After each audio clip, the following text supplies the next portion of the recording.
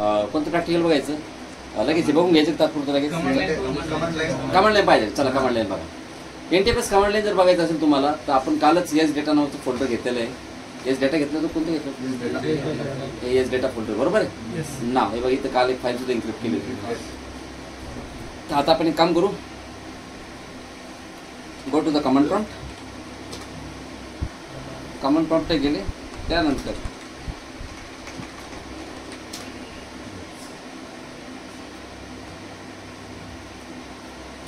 तर तुम्हाला जर फाईल इन्क्रिप्ट करायची असेल तर मी डी ड्राईव्हमध्ये जातो. माझं डी ड्राईव्ह आहे त्याच्यामध्ये माझं एस डेटा नावाचं फोल्डर त्याच्यामध्ये मी गेलो आणि इथं आल्यानंतर बघा DIR कमांड दिली तर मला सगळ्या फाईल तुम्हाला इथं जेवढ्या पण फाईल माझ्या फोल्डरमध्ये आहेत सगळ्या फाईल मला इथं दिसतात व्यवस्थित फाईल. बरोबर आहे की बरं.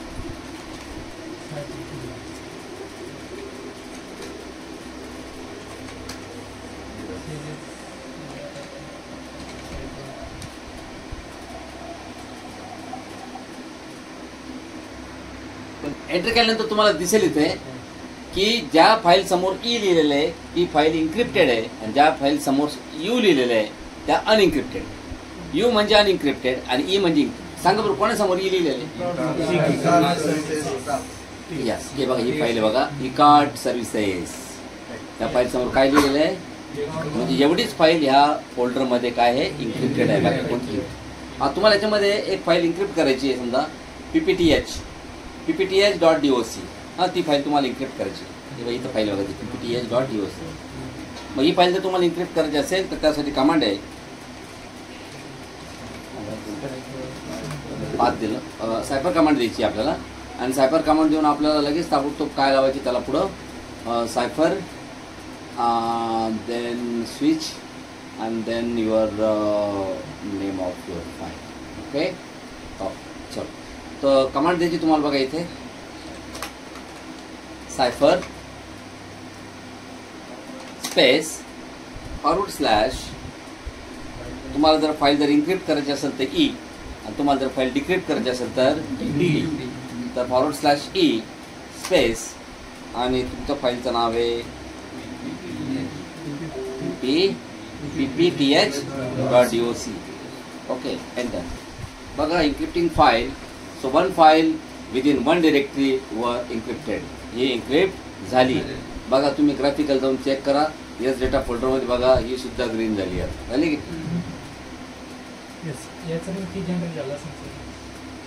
की फाईल ध्यानात ठेवा तुम्ही एखादी फाईल इन्क्रिप्ट केली त्याची नाही की जनरेट होत.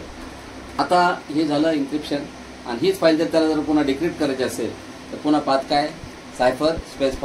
जिथं डी लावलंय तुम्ही तिथं ई लावलंय तिथं काय लावायचं डी फॉर डिक्रिप्ट आणि मग तुम्ही त्या फाईलचं नाव द्यायचं. बघा लगेच one file within one directory वर डिक्रिप्टेड. हे बघा गेले आता तिचं डिक्रिप्शन निघून गेलं. तुम्ही कोणतीही फाईल याच्यामध्ये तुम्ही इन्क्रिप्ट करू शकता सेम मेथडनं. /e लावलं तर फाईलचं नाव द्यायचं इन्क्रिप्ट /d लावलं फाईलचं नाव डिक्रिप्ट. बरोबर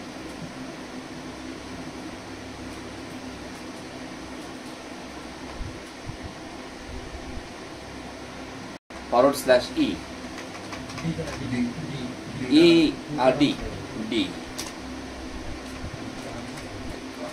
services.txt.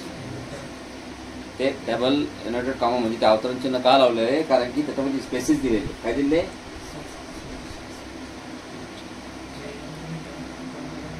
वर डिक्रिप्टेड नाही झाले. ते म्हणतात भाऊ पाहुणे ही फाईल तुम्ही इन्क्रिप्ट केली का डिक्रिप्ट करायला. काल चांगलं शिकलो आपण. बंक कोण केलेली इन्क्रिप्ट कोणी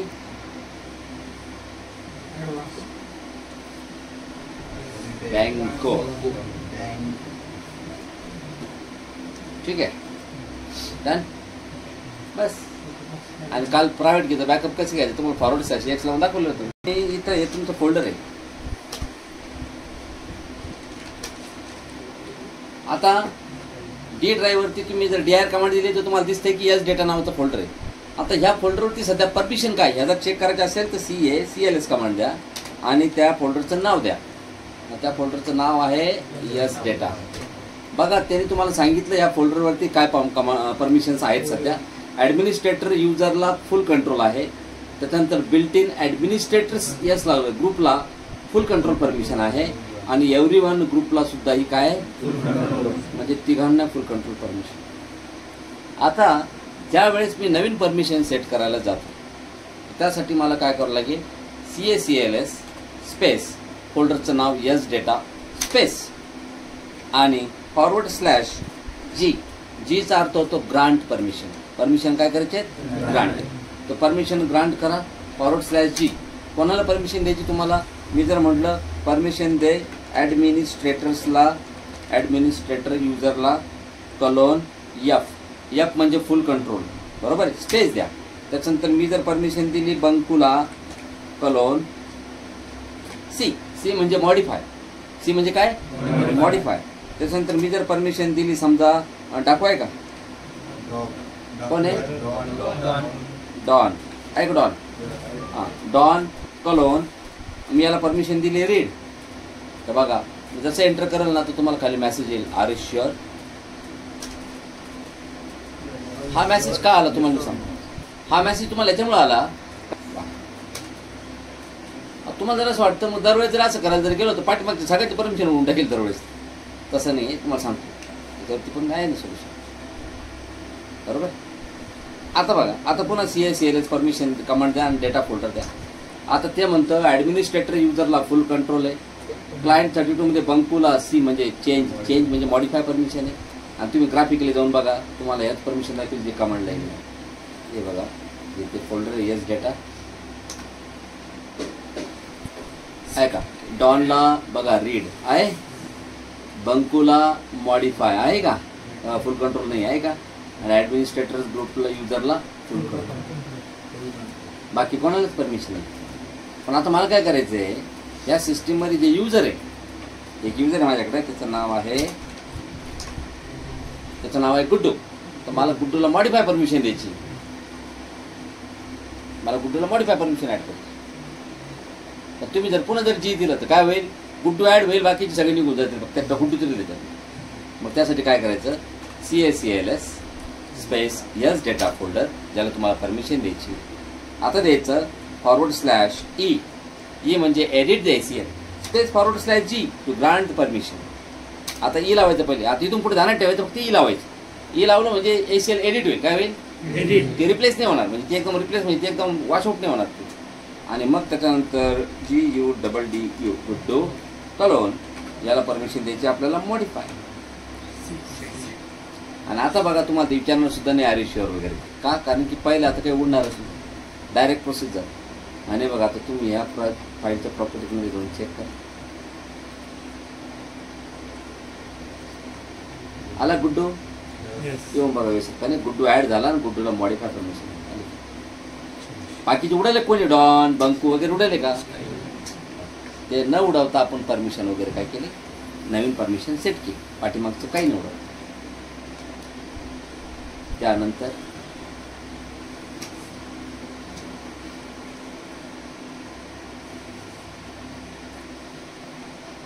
आता तुम्हाला गुड्डू युजरची परमिशन रिप्लेस करायची, तर काय करायचं /. तर याचे स्विचेस पण आहे, तुम्हाला जर बघायचं असेल ना CACLS कमांड बरोबर तुम्हाला स्विचेस पण मिळतात भरपूर आहे. G झालं ग्रांट, E फॉर एडिट, हां यस म्हणजे डिस्प्ले द SDL स्ट्रिंग, बरोबर आहे की स्ट्रिंग वगैरे बघण्यासाठी. त्याच्यानंतर R to user, R for revoke specified user permission, P for replace the permission, D for deny the user deny permission. आता बघा मला द्यायचं समजा इथं स्विच P म्हणजे रिप्लेस द परमिशन. गुड्डूची परमिशन आता आहे ना ऑलरेडी, मला रिप्लेस करायची, ती परमिशन नको मला गुड्डूला फुल कंट्रोल द्यायच्या. मग काय करायचं आता, त्या Gने लावायचं CACLS space /S data /G ना, तिथं करायचं P होतं का, हां P रिप्लेस, P म्हणजे काय रिप्लेस. आणि कोणती परमिशन रिप्लेस करायची तुम्हाला गुड्डूला, मला त्या रिप्लेस करायची फुल कंट्रोल झालं. हे बघा गुड्डूला लगेच रिप्लेस झाली परमिशन, फुल कंट्रोल आलं, फुल कंट्रोल गुड्डूला. आता अजून एक गोष्ट, मला या डॉनची परमिशन काढून घ्यायची इथे, मला डॉनला ACLमध्ये ठेवायचंच नाही, डॉनला मला काढून टाकायचं. मग जर डॉनला तुम्हाला ACLमधून काढून टाकायचं, त्याची परमिशनच काढून टाकायचं, त्यासाठी मग कमांड द्या CSCLS / CSCLS स्पेस डेटा / ही पहिले लावायचं. त्यानंतर /R म्हणजे revoke the specified users permission. Revoke करायचे म्हणजे त्याच्या परमिशन काढून घ्यायचं. कोणाचे काढायचे आपल्याला? डॉन. बघा डॉन लगेच लिस्टमधून निघून जाईल. थोड्या वेळापूर्वी डॉन होता, त्याला रेड परमिशन होते. आता डॉनच लिस्टमध्ये नाही, त्याच्या सरळ तुम्ही त्याला लिस्टमधून काढून घ्या. निघाला की नाही? रिवोक करणं म्हणजे त्याच्या परमिशन रद्द करणं, काढून घेणं त्याच्या परमिशन. अजून एक कन्सेप्ट आहे की परमिशन रिवोक नाही करायच्या, पण कोणाला तरी डिनाय करायचं. म्हणजे ACL मध्ये ठेवायचं आणि डिनाय करायचं. बंकुला काय परमिशन आहे? मॉडिफाय. मला असं वाटतं बंकुल मला डिनाय करायची, सगळी डिनाय करायची. म्हणजे तुम्ही सर, आता तुम्हाला मी एक्झाम्पल देतो, ते तुम्हाला बोर्डवरती सांगतो मी काय कन्सेप्ट.